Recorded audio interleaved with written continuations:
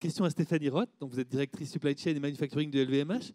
Comment est-ce qu'on aborde ces questions très différentes dans une grande entreprise qui a des enseignes, des maisons très très différentes aussi? Est-ce que le point commun du client, on arrive à le réaliser? Est-ce qu'il y a des maisons qui vont à des rythmes différents là-dessus? Effectivement, LVMH, c'est un groupe qui représente 75 maisons aujourd'hui et des maisons qui sont très autonomes. Pour autant, sur un certain nombre de sujets, et dont la transformation omnicanale, on est vraiment sur un mouvement qui englobe aujourd'hui l'ensemble de nos maisons. C'est une volonté groupe, donc quelle que soit l'activité aujourd'hui de la maison, quelle que soit la division à laquelle elle appartient, elle est effectivement dans une transformation omnicanale. Alors, suivant aujourd'hui le secteur d'activité et la maison à l'intérieur de ce secteur d'activité, effectivement, nous ne sommes pas au même stade de l'avancée de ce fameux voyage omnicanal. Donc on a évidemment des maisons comme Sephora qui sont aujourd'hui extrêmement avancées sur ce sujet-là. Sephora en France, mais aussi aux États-Unis, est particulièrement un leader dans cette approche-là. Tout à fait. Et effectivement, aux États-Unis en particulier, aujourd'hui, plus d'un tiers du chiffre d'affaires est réalisé sur le digital. Et ça implique évidemment plein de choses. Et puis, là où la révolution aujourd'hui et l'évolution est en cours de manière forte, également chez nous, c'est dans tout le domaine de la fashion, où nous bénéficions d'un réseau de boutiques qui est très important et où on joue directement effectivement l'approche omnicanale.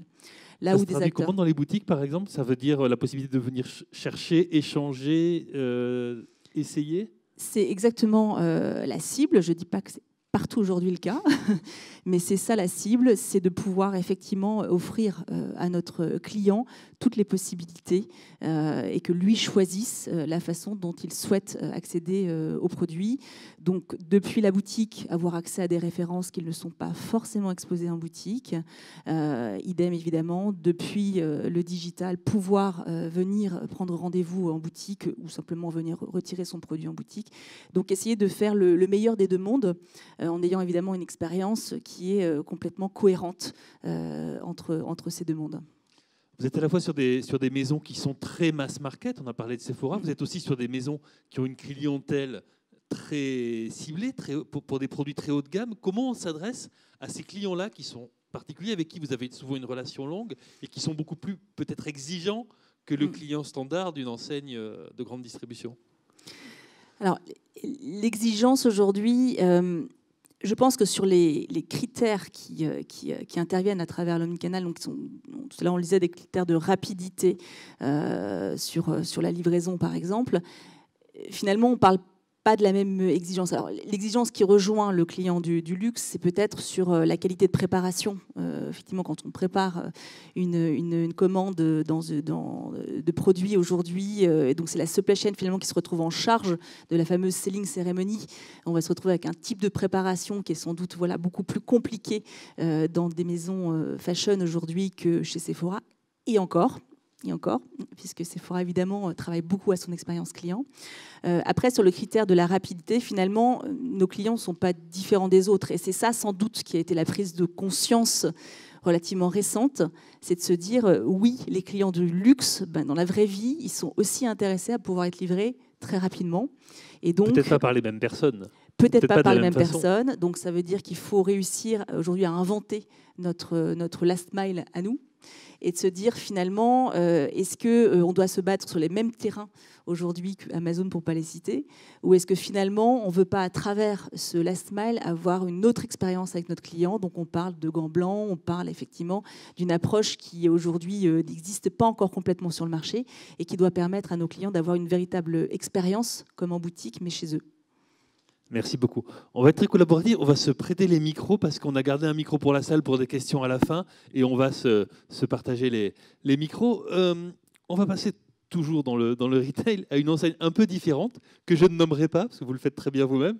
Thibaut van der Berg, est-ce que ces défis-là, on les retrouve également dans une enseigne comme Decathlon? Et comment ça se traduit quand on doit organiser la logistique d'une marque qui reposait beaucoup pendant très longtemps sur ses réseaux d'enseignes, sur ses magasins?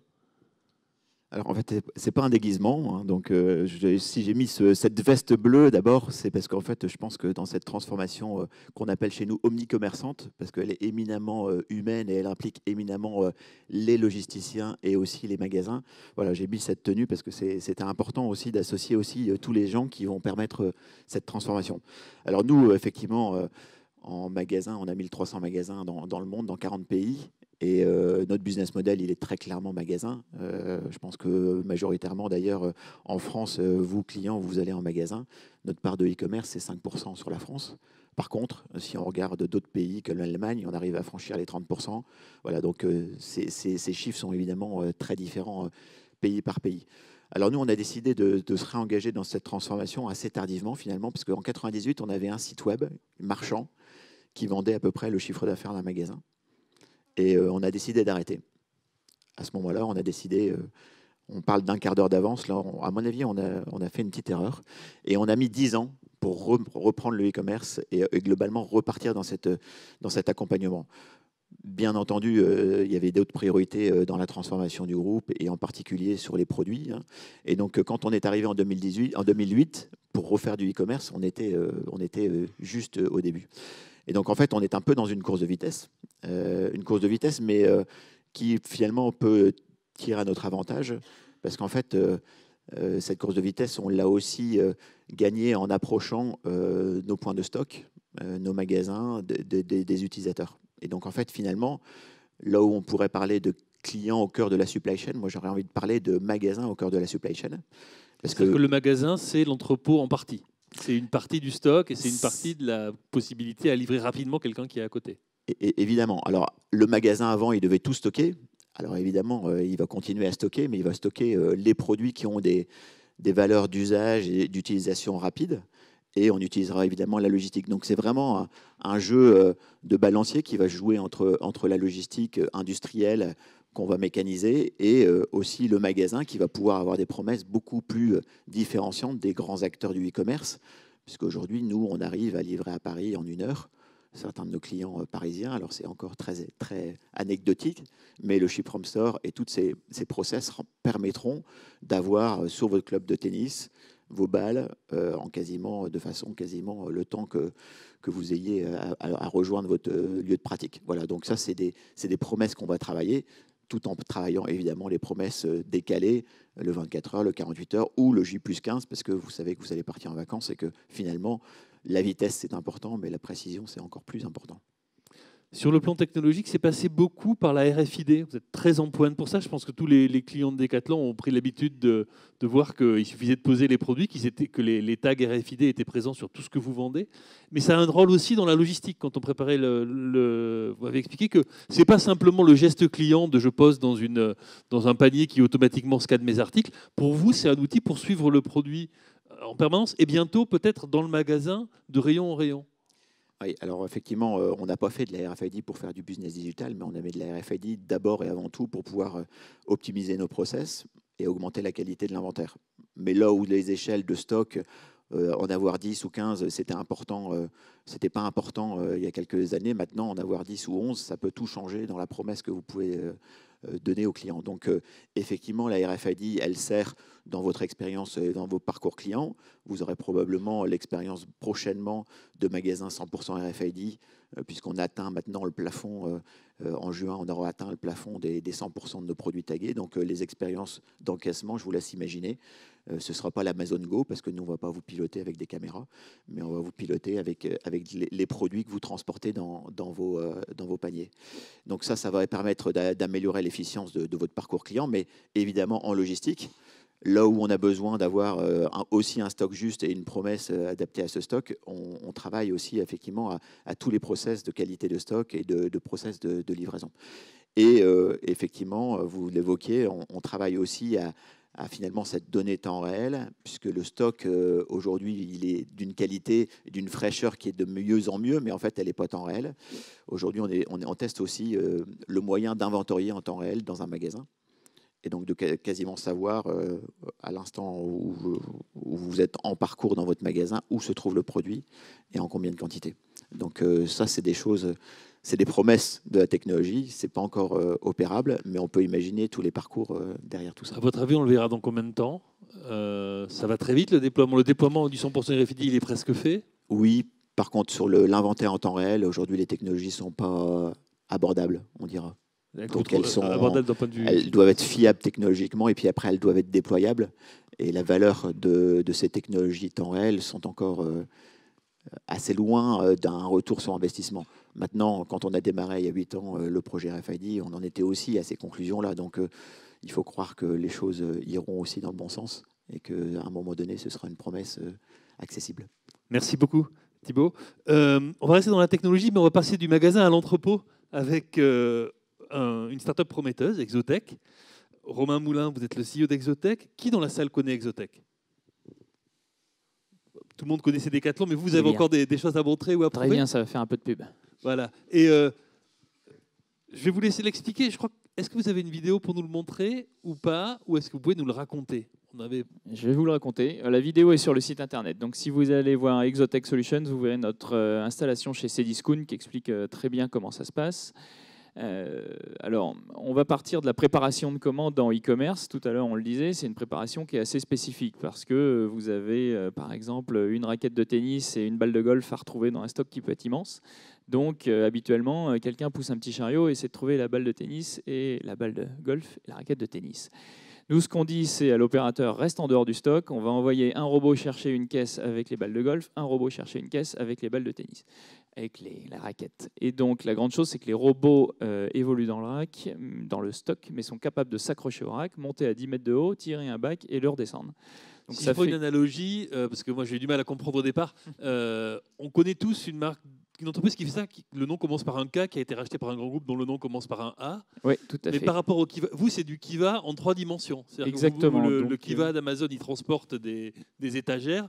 Vous, vos robots, ils montent sur l'étagère et ils vont chercher directement le carton. Voilà, donc à la différence des robots d'Amazon qui en fait sont bloqués en 2 dimensions et ils ramènent une étagère de 300 kg complète pour arriver à prendre justement la balle de golf. Nos robots sont capables d'évoluer en 3 dimensions, donc on se met à avoir un stock qui, au lieu de faire 1,80 m de haut, remplit tout l'entrepôt et on arrête de chauffer du vide. Et les robots vont beaucoup plus vite aussi parce qu'ils transportent moins lourd. Et ça existe déjà, c'est pas de la science-fiction. Il y a déjà des entrepôts qui le font. Il y a combien d'entrepôts qui sont équipés de votre technologie en France? Il y a 2 entrepôts à l'heure actuelle, et le premier qui n'est pas confidentiel, c'est Cdiscount. Ça fait 6 mois que ça prépare des commandes avec ce système-là sur l'entrepôt de Cestas, à côté de Bordeaux.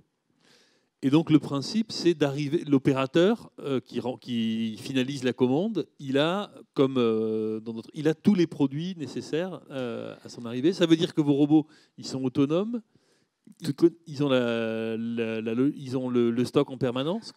Tout à fait. On est une sorte de gros stock intelligent avec un ensemble de robots à l'intérieur, et au-dessus de ça, nous on a une couche logicielle qui va synchroniser les robots, qui va synchroniser les opérateurs, pour faire en sorte que l'opérateur, quand il se met à sa station de travail, tous les robots viennent se présenter à lui successivement et lui donnent les articles dont il a besoin pour pouvoir assembler sa commande. Ce qui fait que l'opérateur n'a plus à bouger, tout vient à lui, tous les articles se présentent à lui, et derrière ça, il y a un petit balai de robots qui évolue dans le stock en haute densité. Alors ça fonctionne très bien pour le client individuel. Est-ce que ça peut monter à l'échelle quand il s'agit d'aller fournir un magasin, par exemple ? Oui, tout à fait. Le système, alors comme il y a une couche logicielle avec beaucoup d'intelligence artificielle à l'intérieur, il digère tous les types de logistique. Et ça, c'est une force qu'on voit apparaître justement sur des gens qui sont en train de passer de B2B à B2C. Le système peut se mettre à assembler des commandes clients, donc où là c'est 2 lignes par commande, ces commandes qui sont assez embêtantes à assembler d'habitude, et puis d'un seul coup il a une commande pour un magasin où là ça va être 100-150 articles, et pas de souci, l'opérateur va voir qu'à un moment il assemble une commande de 150 articles, mais pour lui le process est le même et le système va digérer ces 2 types de logistique au sein du même composant. J'imagine que l'investissement il est conséquent pour un entrepôt comme celui de Cdiscount. Cdiscount, vous avez fait l'intégralité de l'entrepôt, du stock, ou c'est testé sur une partie pour l'instant? Non, Cdiscount à Cestas, c'est une partie de l'entrepôt. Ils ont 7 machines et 2000 emplacements, donc c'est une petite partie de l'entrepôt de Cestas. Et là, on attaque avec eux cet été l'entrepôt de Réau, où là, ça va être 50 000 emplacements et 50 robots. Là, ça fait une demi-cellule. Donc, ça doit prendre en charge 30% des flux de Réau à peu près. D'accord. Les robots, ils viennent d'où? C'est vous qui les concevez, fabriquez? Made in France. Made in France. Donc on a vraiment la maîtrise totale du produit. On fait à la fois les robots, le rack, les bacs, mais aussi le logiciel. C'est ce qui est le plus important au final, c'est toute la couche logicielle qui gère ces machines. Et donc les robots sont complètement assemblés chez nous, à Croix, au nord de l'île, pas loin de chez Decathlon d'ailleurs. Et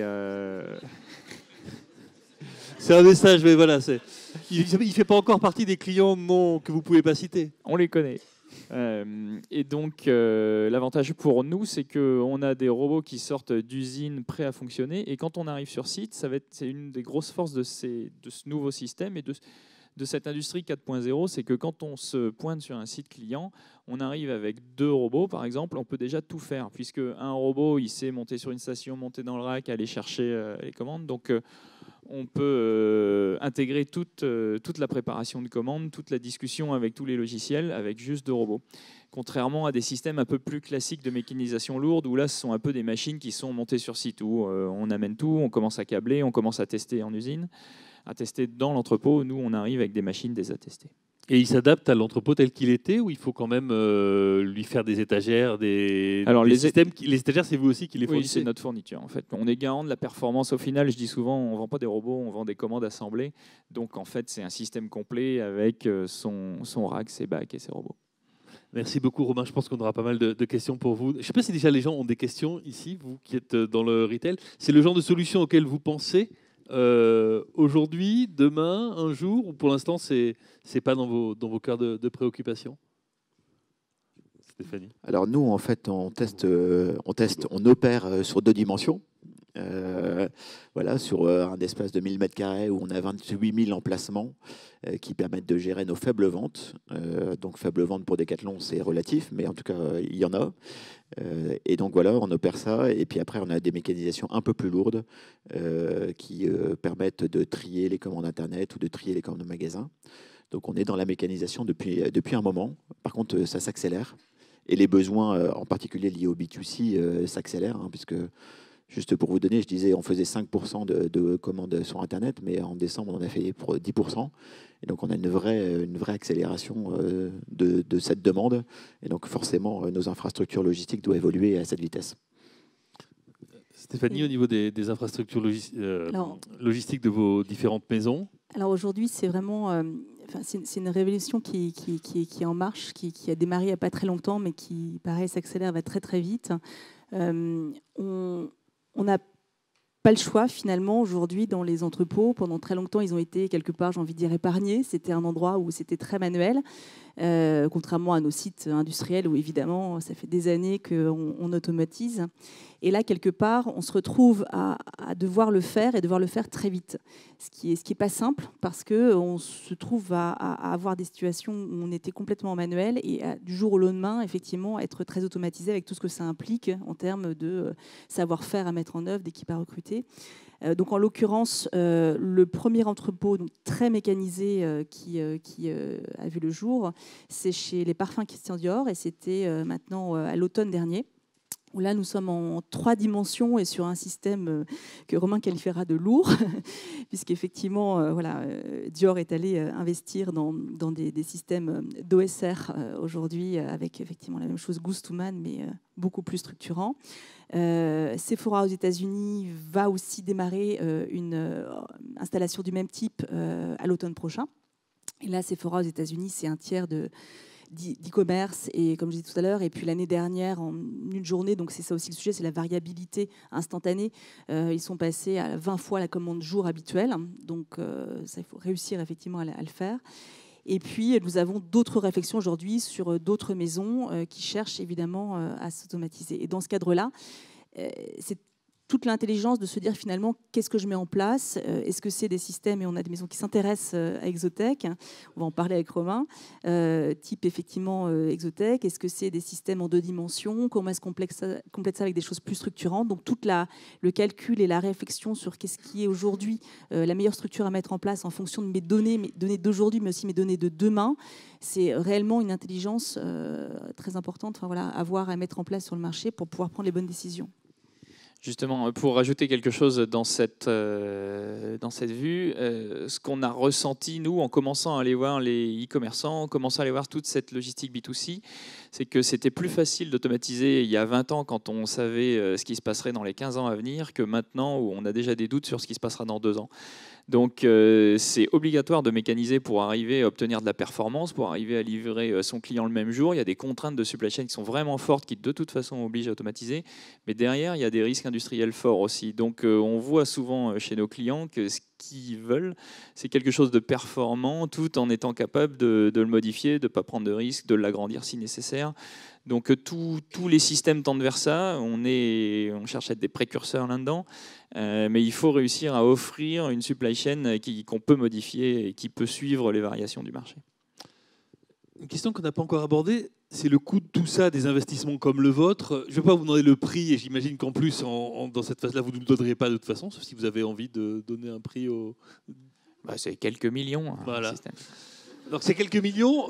Installer des RFID partout, je ne sais pas combien de millions ça fait, mais c'est beaucoup aussi. À la fin, comment on facture tout ça ? Comment on fait comprendre aux clients que le mettre au milieu, au cœur de la chaîne logistique, de s'adapter à lui, à ses demandes, de livrer en un jour, maintenant 1 heure, ça a un prix. Comment on fait ? Parce que la méthode de j'offre un abonnement avec un peu de vidéo, tout le monde ne pourra pas le faire. Donc comment vous communiquez à vos clients sur ça, sur ce que je vous livre et ce que je vous apporte, que ce soit en magasin, que ce soit à votre domicile, ça a un coût.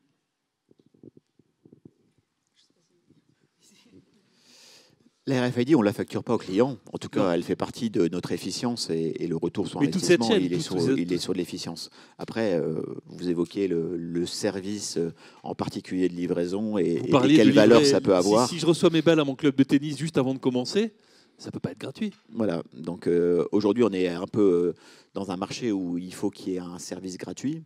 Donc il y a une promesse qui doit être gratuite, ou en tout cas sur un abonnement qui est quasiment... on va dire ridicule.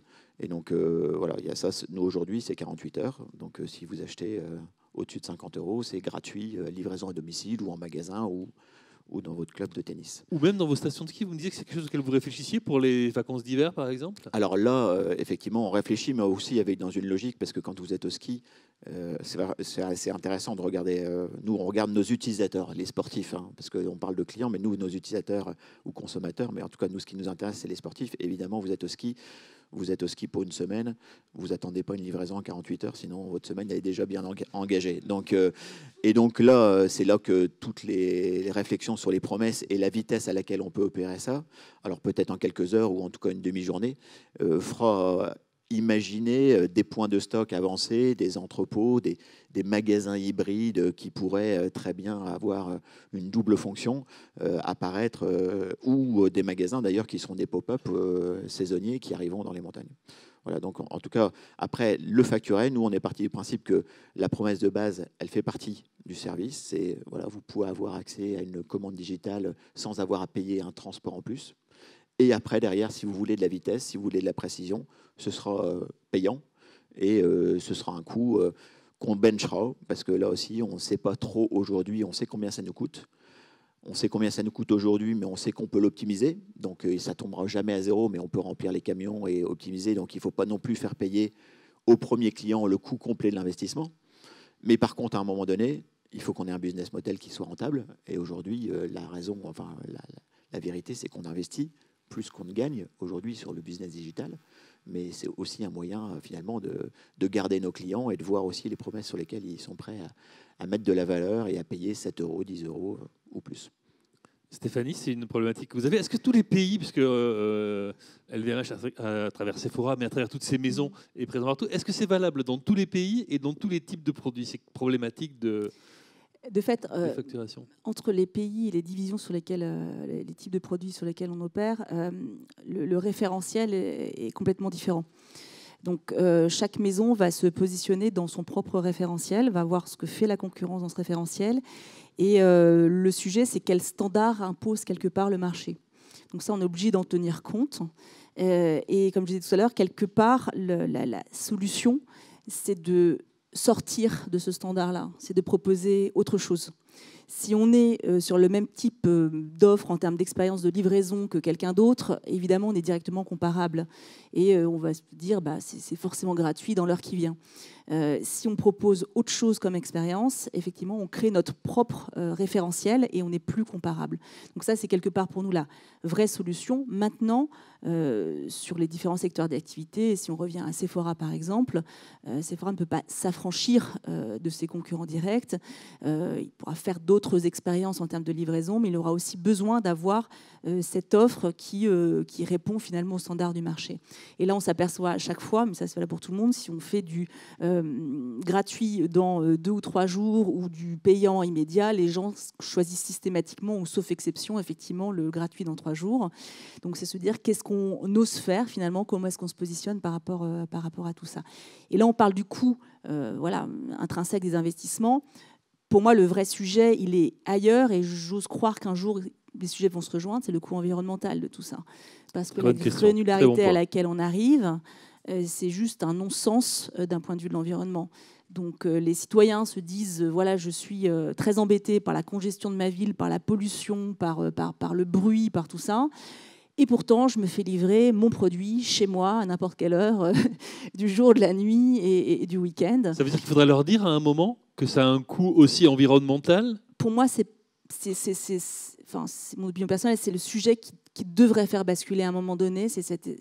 Au-delà du coût effectivement d'euros, c'est ce non-sens environnemental que représente cette granularité aujourd'hui de livraison. Et quelque part, j'ose espérer qu'on arriverait à un équilibre où, oui, on a cette offre pour des besoins vraiment urgents, j'ai envie de dire, mais que ce soit plus l'habitude, finalement, de se faire livrer sa petite commande à soi, chez soi. On a créé un réflexe qui n'existait pas il y a 10 ans, en fait. Exactement. Et qu'on arrive, d'une autre manière, à s'organiser. Ça, c'est des choses qui se mettent en place, mais qui sont longues à mettre en place, dans lesquelles les villes jouent évidemment un rôle primordial, pour qu'il y ait une forme de communauté au niveau logistique et qu'on ait des manières d'approcher nos clients qui soient finalement du même ordre que la boutique, qu'on arrive à rassembler des stocks proches de nos clients, mais des stocks multimarques, multi-enseignes.